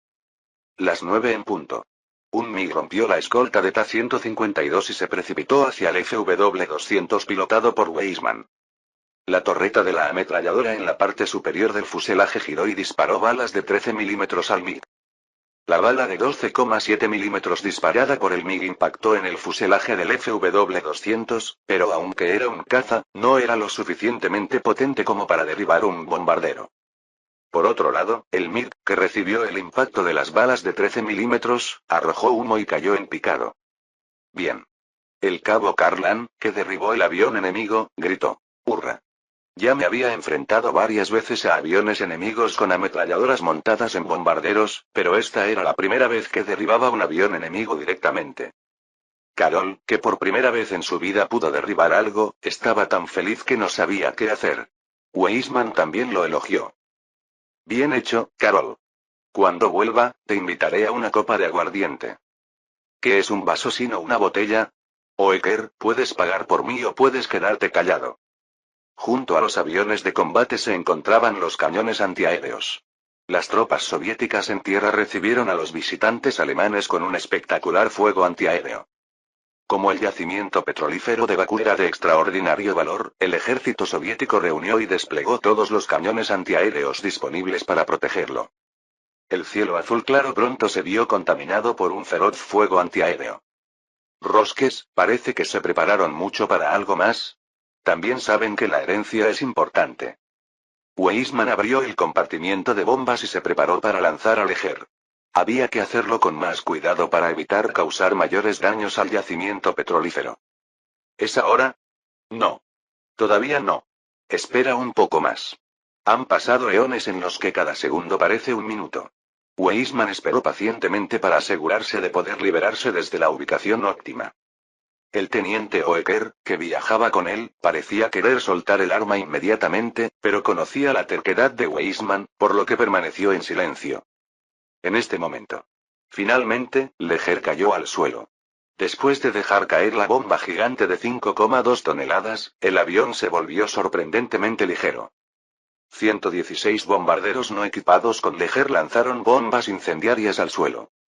Cuando los demonios de la muerte descendieron a la tierra, Bakú se convirtió en un infierno. Infierno en sentido literal, no figurado. El Leger que Weisman había lanzado cayó en medio de un yacimiento petrolífero.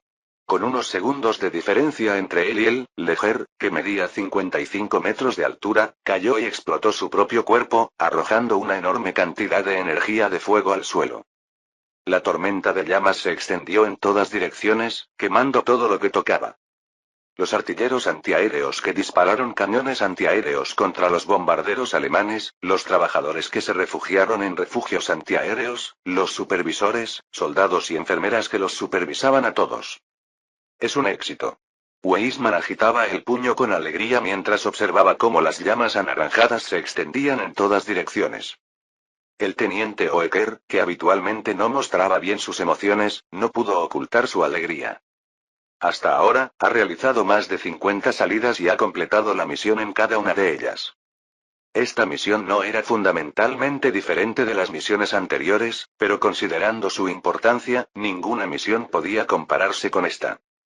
Por lo tanto, el placer que sintió Weisman estaba en un nivel diferente de los placeres anteriores. Sientes como si el mundo entero girara a tu alrededor.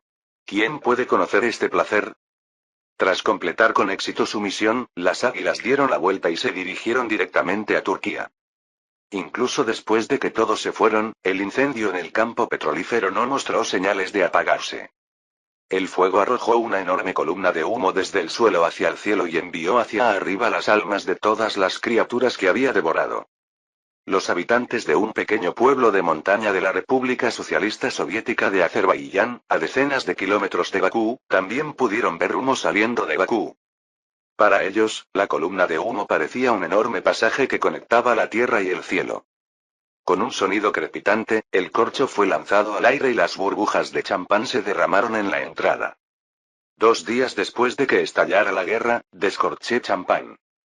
Podría decirse que es demasiado pronto, pero, sinceramente, pensé que era de buena educación hacer esto en un día como hoy. Brindemos por la orgullosa fuerza aérea de nuestra gran Alemania.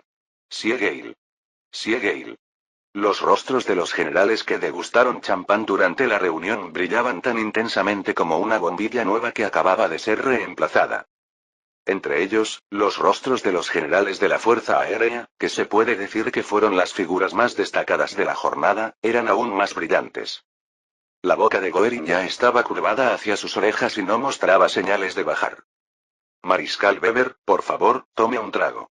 Oh, Dios mío, señor presidente. En particular, la persona que más se alegró de este momento fue el jefe del Estado Mayor de la Fuerza Aérea, el mariscal Walter Weber. En la historia, él fue el único que predicó la importancia del bombardeo estratégico y la justificación del desarrollo de los bombarderos estratégicos. Fue una figura desafortunada que murió en un accidente aéreo en 1936, pero aquí puede ver con sus propios ojos los enormes logros alcanzados por el bombardero estratégico que él recreó. Pude verlo. Ahora que todo el mundo sabe que lo que dijo era correcto, ¿qué podría ser más feliz que esto?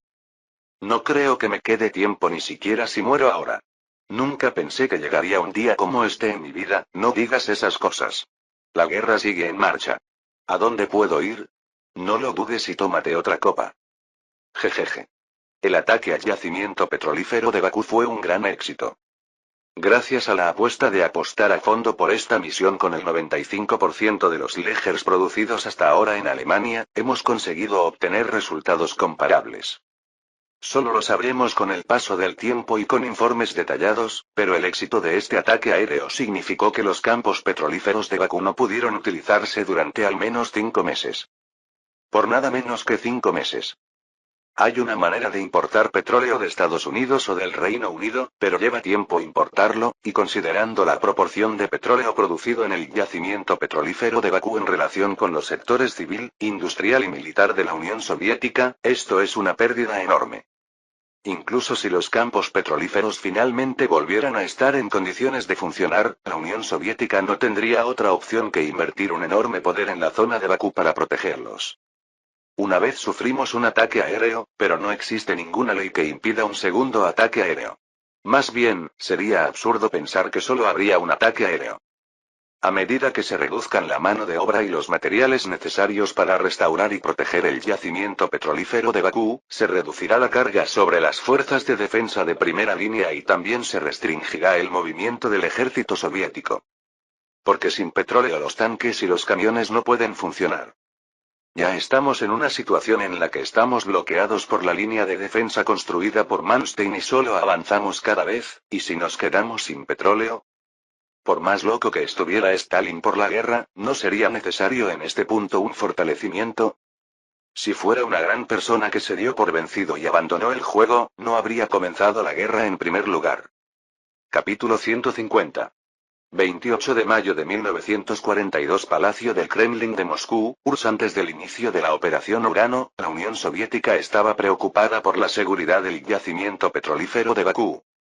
Sin embargo, para bombardear Bakú, había que cruzar el vasto Mar Negro, y la protección de los yacimientos petrolíferos de Bakú quedó en segundo plano debido a la creencia de que el ejército alemán, que estaba ocupado bloqueando las tropas soviéticas que llegaban desde el frente, no sería capaz de cruzar el Mar Negro hacia Bakú, que estaba situada bajo las montañas del Cáucaso. El argumento de que para el éxito de la Operación Urano sería mejor desviar personal y materiales al frente para proteger los yacimientos petrolíferos también tuvo un impacto significativo en el desastre de Bakú. Solo después del ataque aéreo sobre Murmansk la Unión Soviética comenzó a preocuparse de que los campos petrolíferos de Bakú también pudieran ser bombardeados por los alemanes, y Moscú decidió aumentar las tropas y los suministros para proteger dichos campos. Sin embargo, los movimientos militares alemanes fueron mucho más rápidos que la respuesta soviética. Antes de que se pudieran tomar medidas adecuadas, la Fuerza Aérea Alemana lanzó un ataque aéreo sobre Bakú, utilizando a Turquía como trampolín. Movilizando cerca de 300 bombarderos y 180 bombas de gran tamaño desarrolladas por sus científicos. Los únicos daños sufridos por el ejército alemán durante el ataque aéreo fueron 4 bombarderos y 2 aviones de escolta derribados por la artillería antiaérea. Cuando Stalin escuchó la trágica noticia de que los campos petrolíferos de Bakú estaban en llamas debido a los ataques aéreos alemanes, sintió como si toda la sangre de su cuerpo fluyera hacia atrás. El peor escenario, uno que ni siquiera quería imaginar, terminó convirtiéndose en realidad. Actualmente estamos tratando de extinguir el incendio movilizando todo el personal disponible, pero el fuego es tan fuerte que es difícil extinguirlo. ¿Cuánto tiempo más se necesita para que el campo petrolero vuelva a operar? Creemos que esto llevará al menos 6 meses. ¿6 meses? ¿Estás seguro? Eso. De hecho, el informe dice que ni siquiera se pueden garantizar 6 meses, joder, cosas alemanas. Stalin, incapaz de contener su ira, cogió el cenicero y lo arrojó al suelo. La alfombra del suelo absorbió el impacto y el cenicero no se rompió, pero eso solo hizo que Stalin se enfadara más. Stalin arrojó la lámpara y los documentos sobre su escritorio y rugió como un animal que hubiera perdido la cabeza. Mientras Stalin daba rienda suelta a su ira interior, sus colaboradores guardaron silencio, bajaron la cabeza y esperaron a que la ira de su superior se calmara. Pero por mucho que esperara, la ira de Stalin no se calmaba. Sus subordinados pensaron que sería mejor permanecer en silencio para calmar su ira, pero en esta situación, el silencio resultó contraproducente. Cuando Stalin vio a sus ayudantes parados como espantapájaros, su ira estalló aún más ferozmente en lugar de controlarla. Zigarev. Sí. Camarada secretario general. Zigarev respondió al nombre de Stalin en voz alta, como si fuera un soldado raso, a pesar de su título de comandante en jefe de la Fuerza Aérea Soviética. Bastardo incompetente. ¿Qué diablos hizo nuestra fuerza aérea hasta que los alemanes quemaron los campos petrolíferos? Lo siento. De hecho, Zigarev también tenía algo que decir sobre esto.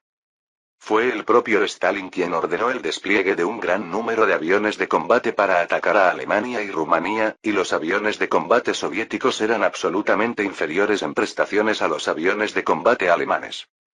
Incluso las habilidades de los pilotos no podían igualar a las de la Fuerza Aérea Alemana. En otras palabras, el desastre de hoy era algo que se había predicho hace mucho tiempo. Sin embargo, en la Unión Soviética, quien tenía la responsabilidad última no era una cuestión tan importante. Lo importante era quién era responsable. Todo es culpa mía, camarada secretario general. No hay excusas. En lugar de poner excusas poco convincentes, Zigarev admitió su error y se inclinó. Stalin lo miró con una mirada fría, como si estuviera mirando un insecto. ¿No hay excusa? Estás diciendo algo obvio. ¿Entonces sabías qué sucedería? Sal de aquí ahora mismo. Porque no quiero verlo. Sí, camarada secretario. Zigarev saludó cortésmente y luego abandonó la oficina. Había más gente a la que culpar que a Zigarev, dijo Stalin nervioso. Vaya. Sí. Atrapen a Baibakov inmediatamente y tráiganmelo. Ahora mismo. Una de las tareas de Nikolai Baibakov, jefe del Departamento Soviético de Producción de Petróleo, era proteger los campos petrolíferos de Bakú de los ataques enemigos. Sin embargo, el yacimiento petrolífero de Bakú que debía protegerse quemó, por lo que no pudo completar sus tareas asignadas. Si no cumples con tus deberes, deberás asumir la responsabilidad por ello. Beria dudó un momento ante las palabras de Stalin. Baibakov ya está muerto, camarada secretario. ¿Ya estás muerto? ¿Qué significa eso? Se suicidó con una pistola después de recibir un informe de que el campo petrolífero estaba bajo ataque aéreo, Al escuchar la noticia de que se había producido un incendio en un yacimiento petrolífero, Baibakov acudió inmediatamente al lugar, pero el incendio ya era tan intenso que era imposible llegar al yacimiento petrolífero. Baibakov, que vio con sus propios ojos el estado del yacimiento petrolífero, intuyó el futuro que le esperaba y de inmediato se disparó una bala en la cabeza. Ja ja ja ja ja ja. Ja ja, Stalin se echó a reír como si estuviera estupefacto. Te escapaste. Pareces un cobarde. Stalin se sentía desanimado. Probablemente decidió suicidarse porque sabía que lo fusilarían. ¿No tardaste en darte cuenta? Entonces, arresten a la familia de Baibakov. Baibakov es un traidor que no solo no cumplió con las obligaciones que le fueron asignadas, sino que además se negó a asumir la responsabilidad.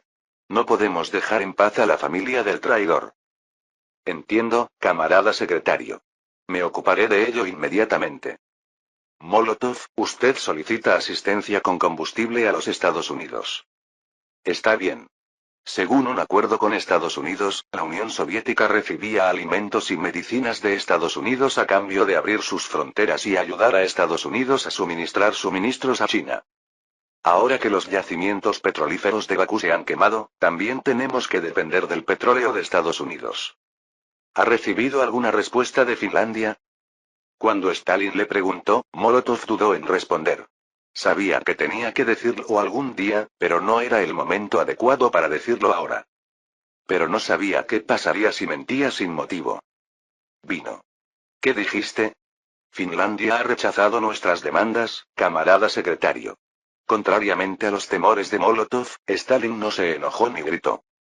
Él simplemente asintió en silencio, como si ya hubiera esperado que algo así sucediera. ¿Estás diciendo que no hay nada que temer porque Alemania está detrás de ellos? ¿Qué es lo que quieres hacer? ¿Qué debo hacer?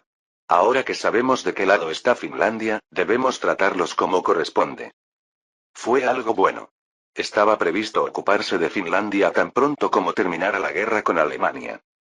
Más bien, era mejor atacar Finlandia ahora que había una razón para invadirla nuevamente. Cuando Stalin anunció su intención de atacar Finlandia, sus asociados se pusieron ansiosos. La operación Urano ya está lenta, así que ¿por qué atacarían a Finlandia en esta situación? He oído que la estrategia más básica a la hora de hacer una guerra es conseguir tantos aliados como sea posible y crear la menor cantidad de enemigos posible. Pero miremos la situación actual de la Unión Soviética. El único aliado es Mongolia, un país satélite, pero hay demasiados enemigos con los que lidiar. Alemania, Rumanía, Hungría, Eslovaquia, Croacia, Francia, Noruega, Suecia, etc. El solo hecho de añadir Finlandia a la mezcla supuso una carga importante para la Unión Soviética, que tenía que tratar con una gran cantidad de países. Además, ¿no sabéis ya que el ejército finlandés es un adversario al que no se puede tomar a la ligera? Y, sin embargo, ataca a Finlandia. ¿Por qué todos tienen esa expresión? Parece que realmente quieren decir algo. Stalin preguntó, leyendo las emociones reveladas en los rostros de sus asociados. Todos tenían mucho que decir, pero nadie hablaba porque se miraban unos a otros. ¿Quién se atrevería a usar la boca de manera tan descuidada delante de alguien? Khrushchev, dímelo tú. ¿No tienes nada que decirme?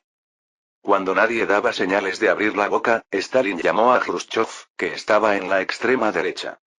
Khrushchev, que había sido señalado por Stalin, reflexionó sobre qué decir, pero luego decidió decir la verdad. Camarada secretario general, ya estamos en guerra con Alemania. Si invadimos Finlandia, ¿no será aún mayor la carga para el ejército rojo? Mikoyan. ¿Qué opinas? En lugar de responder a las palabras de Khrushchev, Stalin le pasó la pregunta a Anastas Mikoyan, miembro del Presidium del Politburó del Partido Comunista de la Unión Soviética. Mikoyan, que en su interior se sintió aliviado por la elección de Khrushchev, se estremeció cuando también lo llamaron ante Stalin. Pienso lo mismo, camarada secretario general. Mikoyan, que recibió la mirada seria de Khrushchev, dudó antes de responder. Georgi Malenkov, el tercer miembro del Politburó convocado, dio la misma respuesta que los dos anteriores. Correcto. Todo el mundo piensa que la guerra con Finlandia es imposible. Lo siento, pero es cierto, tintinar. Los ayudantes de Stalin dejaron de hablar cuando la taza que arrojó golpeó la pared y se rompió.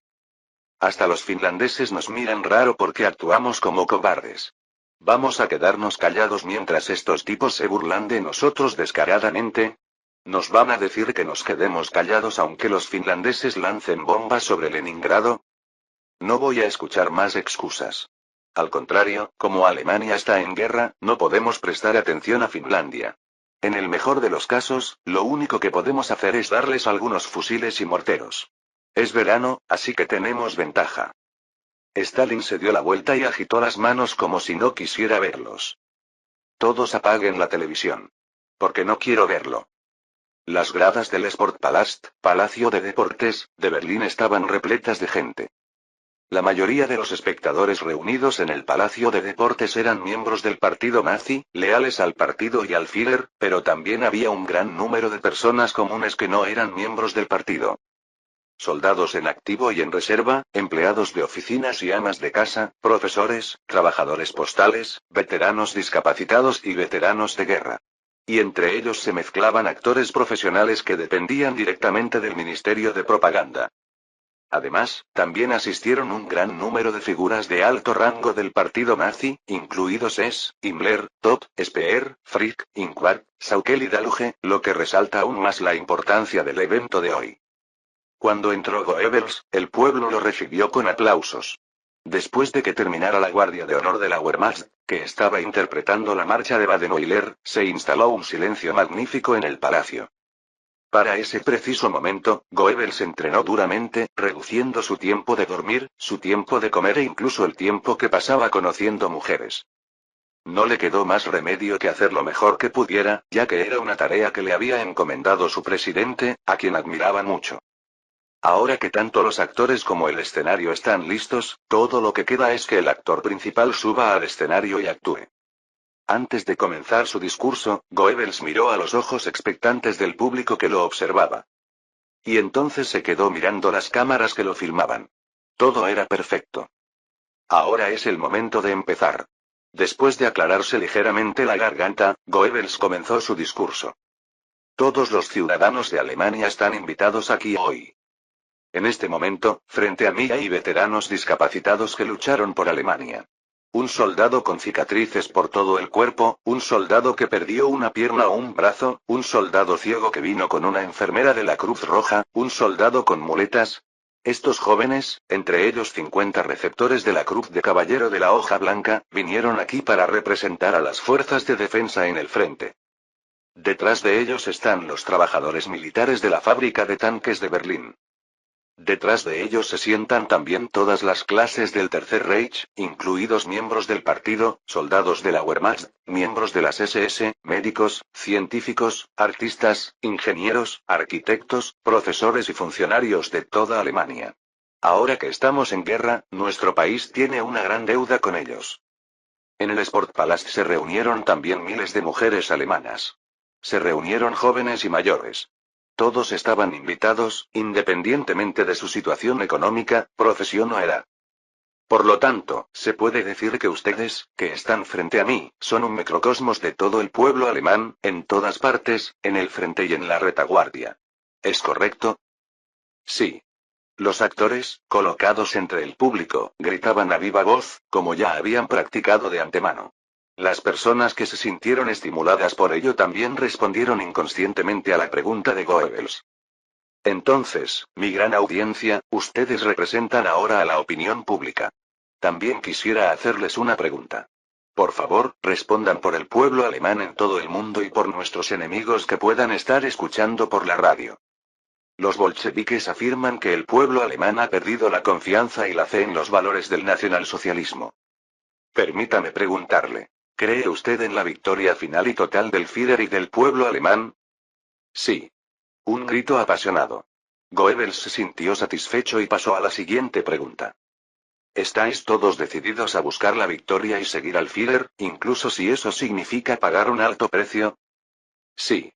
En segundo lugar, los soviéticos y los británicos afirman que el pueblo alemán está harto y cansado del nacionalsocialismo. No. No. ¿Estáis dispuestos, como escudo de vuestro país, a apoyar a las fuerzas de defensa nacional que luchan en la línea del frente, a defender la retaguardia de la línea del frente, a no ceder ante ninguna dificultad y a continuar la lucha solemne hasta lograr la victoria? Sí. ¿Has decidido dedicarte a la victoria trabajando 10, 12 o incluso 14 o 16 horas diarias si el Führer lo ordena? Sí. Nuestros enemigos de Alemania afirman que el pueblo alemán se resiste a las medidas de guerra total del gobierno. Nosotros decimos que queremos la rendición, no la guerra total. No. No. Queremos la victoria. Déjame hacerte una pregunta. ¿Quieres una guerra total? Si es necesario, ¿quieres una guerra más radical y total que cualquier otra que podamos imaginar hoy? Sí. Los bolcheviques, los británicos y el belicista Churchill afirman que el pueblo alemán ya no confía en el Führer.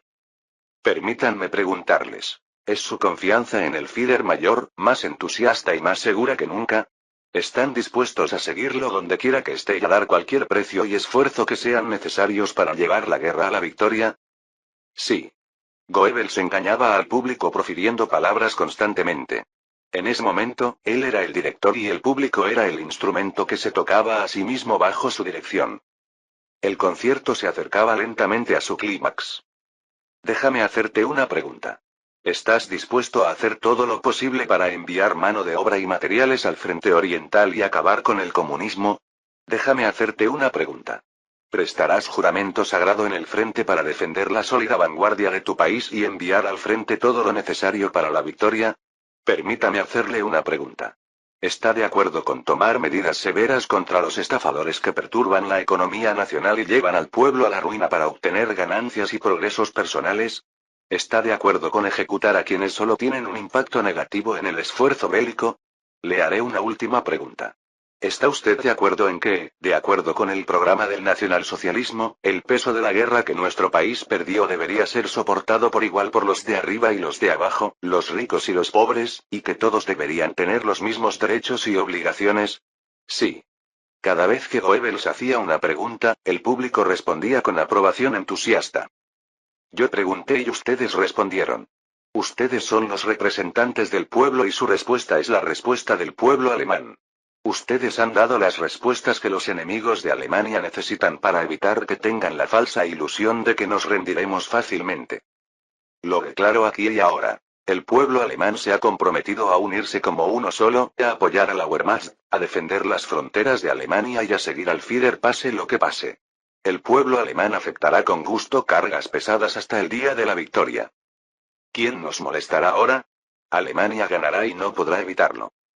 El pueblo está dispuesto a todo. Si el presidente da una orden, la cumpliremos. A partir de ahora, creo firmemente que saldremos victoriosos.